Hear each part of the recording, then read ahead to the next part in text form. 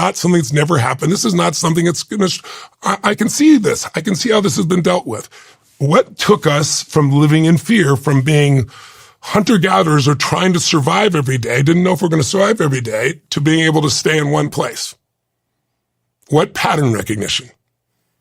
I was going to say the seasons, but... You got it. Really? That's it, the seasons. I figured you got it. The seasons, because before that, you could do the right thing at the wrong time and you get pain. And 3 of the 4 seasons are the wrong time. So once we figured out, oh my God, if I plant in the spring and I take care through the hot summer, I get this big reaping. And if I hang on to some of it to make it through the winter, I can live here. I don't have to worry. All my fear disappears. So the minute we understood seasons, it changed humanity. And by the way, there's the seasons to your life. You could say 0 to 21 is springtime. Springtime, how hard is it for something to grow in springtime? If you start a business in an economic spring where everybody's optimistic, you think you're a genius, you're just in the right season, right? Mm-hmm. So 0 to 21, you're taken care of. And that season, you grow like crazy. Somewhere around, roughly, and everyone's different, 21, 22 years old, you go to the next stage, 22 to 42, and that's your summertime. That's the testing period of your life. What happens? You are 21, you've heard all this stuff, and now you go, you know what? I don't know if I believe this bullshit. I want to see what I believe. I'm going to test. All history, all studies of psychology show this is the most difficult time in most people's lives, right? 22 to 42. So if you're in that range and you're listening, I love you. Hang in there. This is your ground. If you keep growing, this is a great time, all right? Somewhere in that range, you make a transition. Somewhere around 30, 35, you're 33, you just got engaged. Congratulations, right? You start to move towards a family. You start to have those experiences. I'm sure yours will be very successful. Many aren't, right? So at 42, 43 to 63, that's the fall.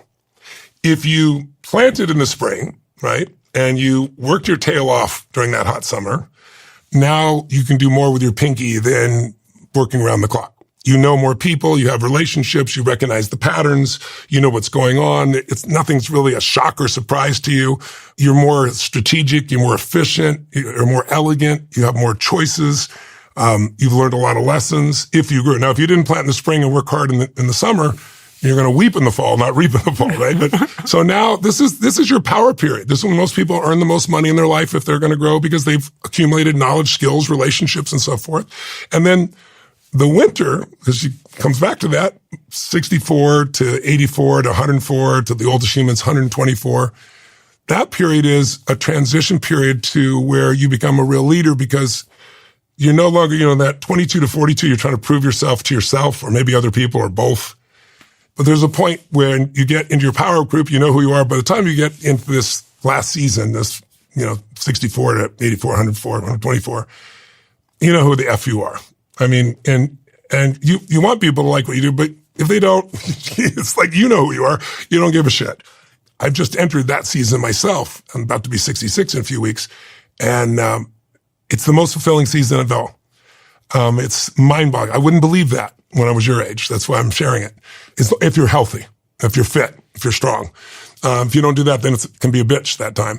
But if you're healthy and strong, you have 40-year relationships, 35-year business relationships. You have friends that adore you and love them, and it's unbreakable. It's unshakable. You have an intimate relationship or a family or husband and wife relationship you've built to that point that is beyond anything you'd have dreamed of or hoped for. You wake up every day and you know that life is a gift and you want to give back even more. Like you're more driven than you were when you were in the 22 to 42 stage. Those are the seasons. There's one more. There's seasons of history. And your season of history shapes how you shape your life. So you can look at 1,000 years of Roman history. I'm very much into history, and 500 years of Anglo-American history. And you start to see patterns. In fact, I'd recommend for everyone, there's a book called Generations. Have you read it? No. When I was working with President Clinton, in those days, I worked with President Clinton. I went across the other side and worked with the Speaker of the House, Gingrich. On the same day, on Clinton's, on his desk, on the Resolute desk, was this book, Generations. And I asked him about it. And he told me about how it's amazing. It shows how history is somewhat predictable and why the cycles are generated by different generations, how we react to the way we grew up. And then I go over to Gingrich's office, and he's a historian. He's got it on his desk. Really? It's a pretty thick book, good-sized book. My point is, if you want to navigate your life, you need pattern recognition so you don't go in reaction. And one thing is to understand seasons are a great pattern. They freed us. There's seasons of your life. You should think about this season. What's this season about for you? What do you want to extract from this season? And every season has predictable challenges and predictable opportunities. And where am I in the season? Some people go through their springtime during a war or wintertime. Some people go through springtime in a fall. We all grew up with different environments. And so we're shaped by that. And that's why history's changed. So, but let me finish the last piece. I've gone way long. I apologize. But good. I said there's 3 skills. What do we need, right? First one is pattern recognition. The second one is pattern utilization. So I watch you. Like you and I both, we developed companies, took them public very early ages, made a lot of money and figured out it wasn't just about money, right? Looking at your history, you didn't just recognize patterns, you used them. You saw them in marketing areas. You saw online opportunities. You saw things. You didn't just, oh, now I understand it. You jumped on it. Anyone who's incredibly successful in anything, if they're great at dance, if they're great at investing in companies, if they're great in running companies, if they're great in singing, they recognize there are certain patterns. And then the final skill, and this is what I'm teaching my children, is you ultimately want to become a pattern creator. You take an example, say learn to play the piano, right? Yeah. How do you learn to play the piano? You got to recognize patterns, and usually you're taught someone else's patterns that produce something beautiful, right? Could be Bach, Beethoven, could be some rock, could be whatever you're learning. And so you learn those patterns, and you practice them. You learn to use them, right? And now you can produce the same music. There is a point, and I'm sure you've experienced this already, and you're going to experience a lot more in the next 10 years of your life. You've taken so much input in, you've recognized so many patterns that now you come through and you become the pattern creator. And that's when you start to become the GOAT of your industry, the best of all time. If you look at, Tom Brady's a friend of mine, like he made pattern distinctions no one else made on how to keep his body strong, one of the most important ones, so you have the duration, but also how to read the defense, know what's happening. Those tools, he started to create his own patterns about how to deal with that, right? And so once you create your own patterns, you bring something to the table that's never been there before. And you make something that's never been there before, your value goes through the roof. When I met Jim Rohn, my original personal development teacher, he changed my life radically. I went when I was 17 years old. Oh yeah, that's a great picture. That's great. I love that man. Beautiful man. I went, what I did was I was working as a janitor. I'm in high school, sophomore year. And I had, my mom came home one day and said, we've got a friend that needs somebody to help move stuff. And I was always trying to earn some extra money. And it was the weekends. I wasn't doing the janitorial work on the weekends. So I said, okay, I'll do it, volunteer.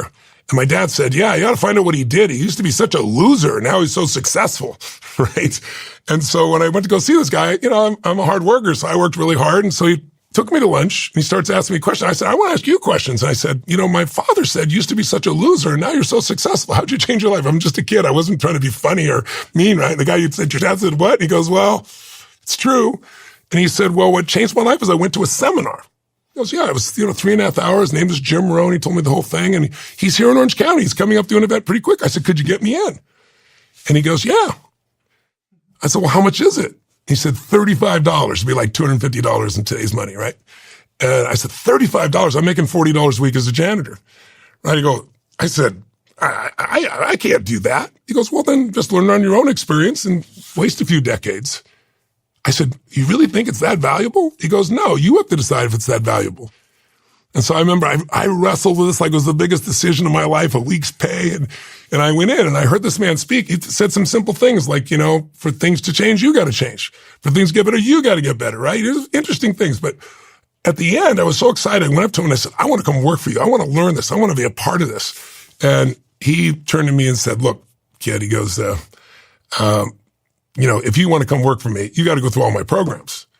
And I said, what does that mean? And he said, well, you got to this. It was like $1,200 for just one of the programs for a weekend. $1,200 like $10,000 today, to give you an idea, $12,000. I'm at the time sleeping in my car, working as a janitor. My dad left. My mom kicked him out. I'm a strong woman. And then she chased me out with a knife. She wasn't going to kill me, but I wasn't going back in that place.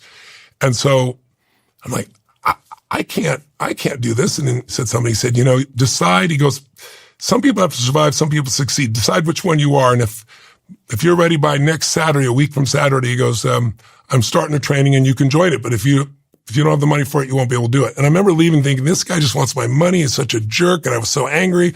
But then in my head, I was like, he's right. I've always gotten what I had to have.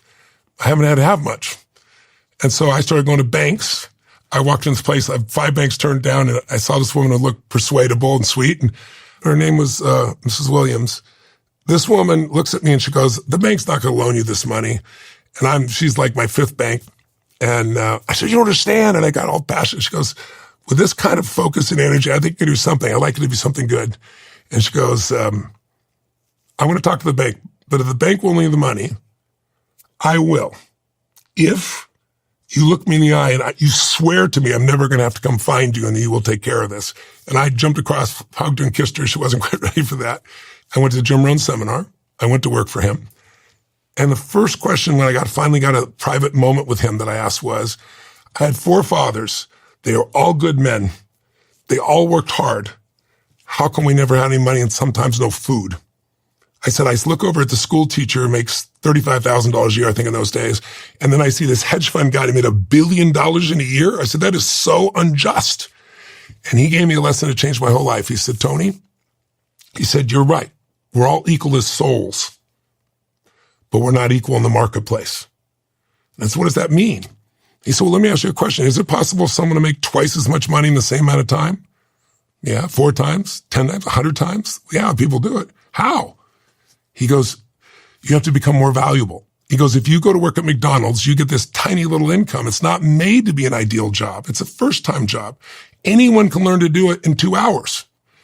And I've been obsessed about it ever since. And that changed everything in my life. My whole life became, how do I add more value? And so today I have 121 companies and we're doing $12 billion in business across almost every industry you can imagine that I'm a part of. And I couldn't run one company in the start and make it successful at 300,000 a year, for the revenue. All that became in every industry. And I've a lot of them. I'm the number one in the industry.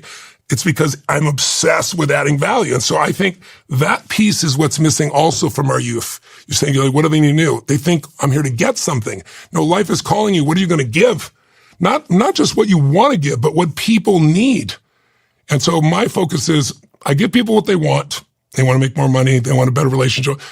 But my goal is so I can give them what they need, which is a life that has more meaning. And that's one that goes beyond yourself. It's going to be a stressful period. Yes. To say the least.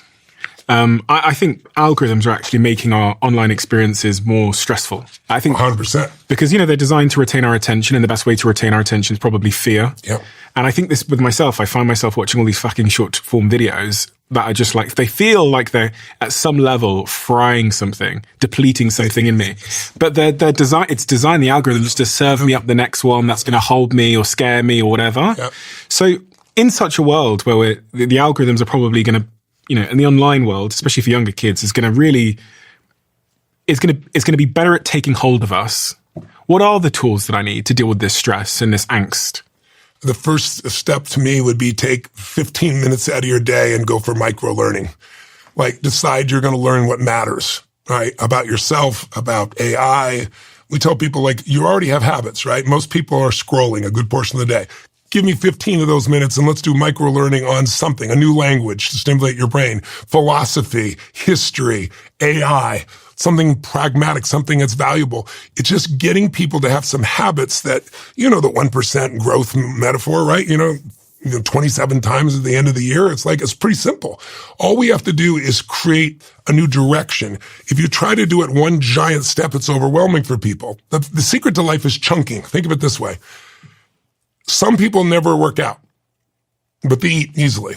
So I'll say to them, why don't you work out? And they'll give me all the reasons. And I'll say, but I'd have to join a gym. And I say, okay, well, tell me what's entailed. And they'll go, I got to look up where the gyms are. And then I got I got to drive to each of the gyms, and then I got to park the car each place and find it, and then I got to get out, and then, hopefully get a pass, and then they take you on the tour, and then they want to sit you down and sell stuff to you, and they got it back in the car, and you got to drive things. And then when you go do it, let's say you sign up, then you go, and you got to check in and take off all your clothes, and then they drop and get wrinkled, and then you go work out, and it's sweaty, you got to wipe other people's sweat off, and then afterwards you got to go do a shower, and your hair is messed up, and your makeup, and you got to start all over and everything else, and then you got to get the thing, and you got to back out. It's like, it's too much work.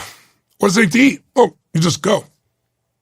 They chunk eating is one thing. They chunk working out is 29,000 things, right? So if you chunk too big, try to do everything in one bite, it's overwhelming. And if you chunk it too small, it's overwhelming. So there's a different size for different things. And if we want to learn and grow, which is what the secret is to your future, is to become a learning machine about what matters. Like, most people major in minor things. They know more about some actresses or actors' love life than they do, or their skin regimen, than they do about their own values and needs and what makes them tick as a human being. Today, you can learn from the brightest, smartest people on earth. They're available. They're available by online. They're available by contracting or coaching. They're everywhere. There isn't a limit anymore. There's zero limit, except you're deciding to be a creator and not a maintainer.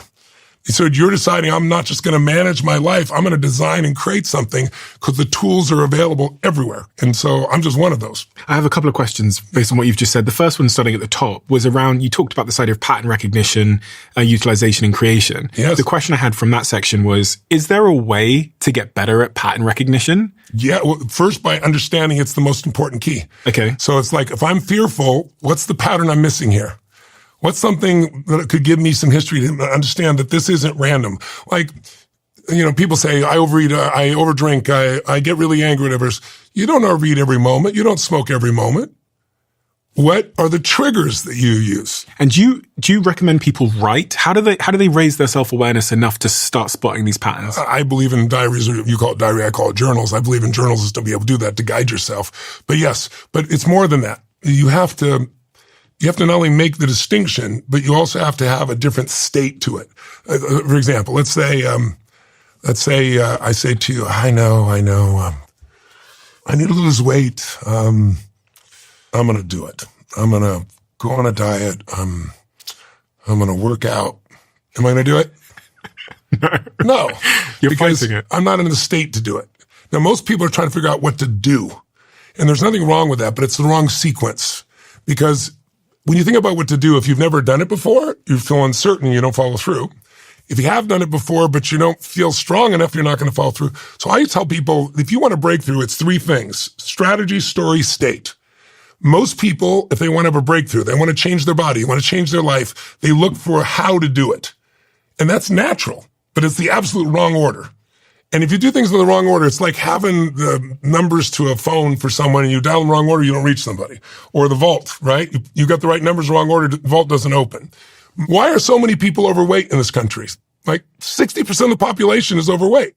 How is that possible? Is it because what it takes to be fit and strong is so incredibly complex? No. Only the 1% knows? No. It's super expensive? No. You have to work not to know what to do. So the how is not the problem. So I say strategy, story, state. That's how you have a breakthrough. Yes, I'm a strategist. The right strategy can save you 10 years. I love that. It's fun. But if I start with a strategy, you'll listen and go, yeah, that's cool, and you won't do it. The real problem is the story you have. The story you have is, I've tried everything. The story you have, nothing works. The story has, all the good ones are gone, and I'm gay and they're not, or they're gay and I'm not.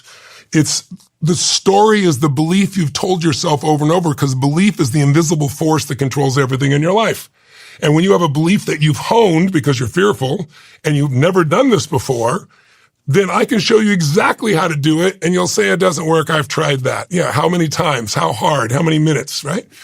But what's behind the story is your state, your mental, emotional state. If I said to you, I am going to lose 12 pounds in the next 6 weeks, there is non-negotiable. Here's what I'm going to do: this and this and this and this. Do you think I'm going to do it? Yes. You bet your ass I'm going to do it, right? You can feel the state. Yeah. So people are usually trying to figure out how to do something, and they got a story about it, when what they need first is the state. When you go in the right state, how many of this happen where you get in a flow and something comes through, you're hitting a tennis ball, or you're doing, or you're speaking, and at the end of it, you're like, that was pretty awesome. I did that. How'd I do it? I don't know. That shit just flowed. That was pretty awesome, right? You're in a peak state.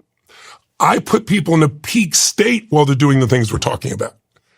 So what do you do right before you come out on stage? And what can anyone listening at home do before the big meeting, the big moment in their life, or really like on a daily basis to configure our state? The first thing I do, my little daily routine, is I go out, I use the jacuzzi for a moment to open my body up and everything else, and then I go on the cold plunge. And I've been doing that for 18 years now. Everybody talks about it.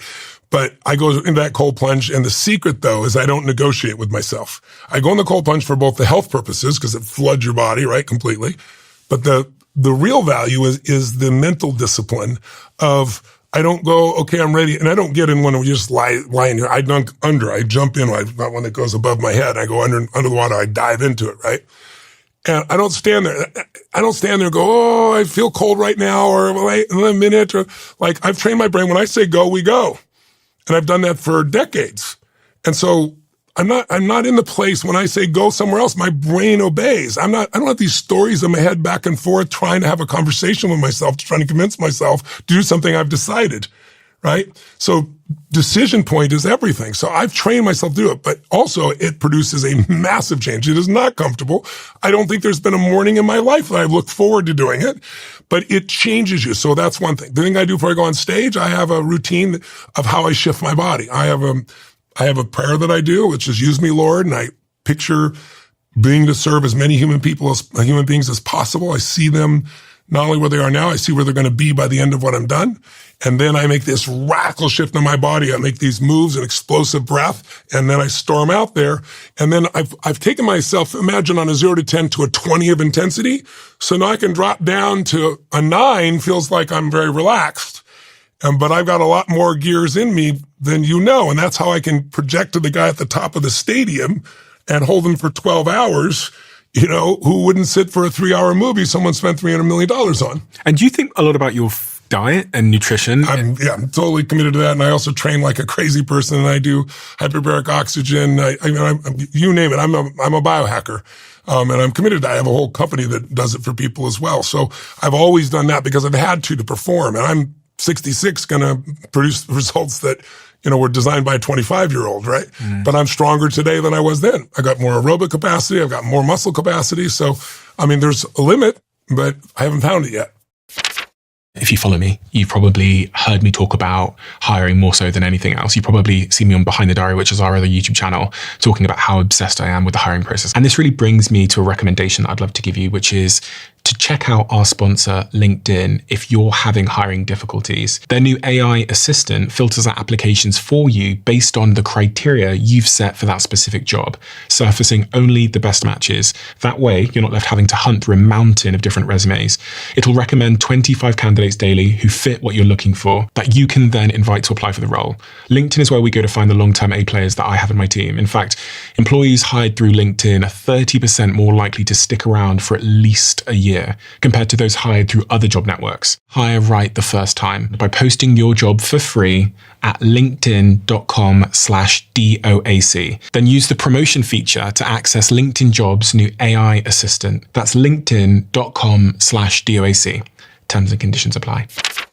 In a world of challenging meaning, where a lot of my viewers are struggling with meaning, one of the things I've noticed is that it appears, especially with young men who you talked about earlier, it appears that more and more of them are turning to religion. And you mentioned your faith in God there. Yes. It's a really interesting phenomenon for me that I've observed in my own life. I've talked about this a few times. Certain friends of mine who were very individualistic, they were living the dream in any way that you might define it. They had money, they had freedom, they had no boss, no dependents, no partner. And suddenly you see their life turn into what looks like depression, a form of depression. Yeah.